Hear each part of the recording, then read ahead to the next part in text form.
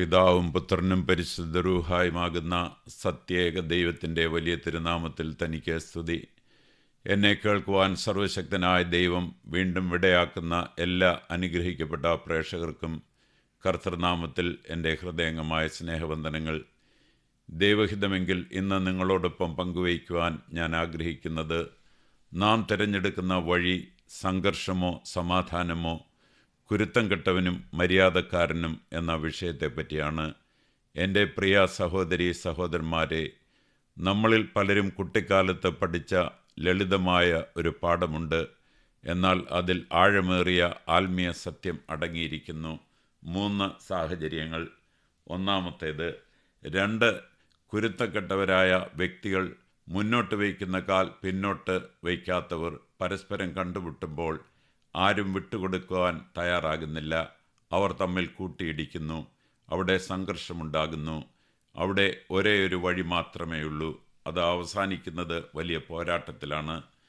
വിശുദ്ധ ഗ്രന്ഥം നമ്മെ വ്യക്തമായി താക്കീത് ചെയ്യുന്നു. നാശത്തിനു മുമ്പേ അഹംഭാവവും വീഴ്ചയ്ക്ക് മുമ്പേ ഗർവമുള്ള മനസ്സും വരുന്നു. സദൃശ്യവാക്യങ്ങൾ 16:18. അഹങ്കാരവും തമ്മിൽ കണ്ടുമുട്ടുമ്പോൾ അവിടെ സമാധാനമില്ല, നാശം മാത്രമേ ഉള്ളൂ. രണ്ടാമത്തേത്, ഒരു കുരുത്തം കെട്ടവനും മര്യാദക്കാരനായ താഴ്മയുള്ളവനായ ഒരു വ്യക്തിയും തമ്മിൽ കണ്ടുമുട്ടുമ്പോൾ കുരുത്തം കെട്ടവൻ മാറാൻ വിസമ്മതിക്കുന്നു, എന്നാൽ മര്യാദക്കാരനായ വ്യക്തി മാറി നിൽക്കുന്നു. ഇപ്പോൾ അവിടെ 2 വഴികളുണ്ട്. അവിടെ കൂട്ടിയിടിയില്ല.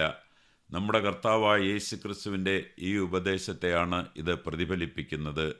ഒരുത്തൻ എന്നെ 1 നാഴിക ദൂരം നിർബന്ധിച്ചു കൊണ്ടുപോയാൽ അവനോടുകൂടെ 2 നാഴിക പോകുക. മത്തായി 5:41. വീണ്ടും പറയുന്നു, സൗമ്യതയുള്ളവർ ഭാഗ്യവാന്മാർ, അവർ ഭൂമിയെ അവകാശമാക്കും. മത്തായി 5:5. മര്യാദക്കാരനായ വ്യക്തിക്ക് തൻ്റെ വഴി നഷ്ടപ്പെട്ടതായി തോന്നാം. എന്നാൽ ദൈവത്തിൻ്റെ കണ്ണിൽ അവൻ സമാധാനവും ബഹുമാനവും നിത്യമായ പ്രതിഫലവും നേടുന്നു. മൂന്നാമത്തേത്, മര്യാദക്കാരായ താഴ്മയും കൃപയുമുള്ള 2 വ്യക്തികൾ കണ്ടുമുട്ടുമ്പോൾ 2 പേരും പരസ്പരം മാറി നിൽക്കുന്നു. ഇപ്പോൾ അവിടെ 3 വഴികളുണ്ട്. സംഘർഷമേ ഇല്ല. ഇതാണ് ദൈവിക സ്വഭാവത്തിൻ്റെ സൗന്ദര്യം. വചനത്തിൽ എഴുതിയിരിക്കുന്നത് പോലെ പൂർണ്ണ വിനയത്തോടും സൗമ്യതയോടും ദീർഘക്ഷമയോടും കൂടെ ഇരിപ്പീൻ. സ്നേഹത്തിൽ അന്യോന്യം പൊറുപ്പീൻ. എഫേസ്യർ 4:2.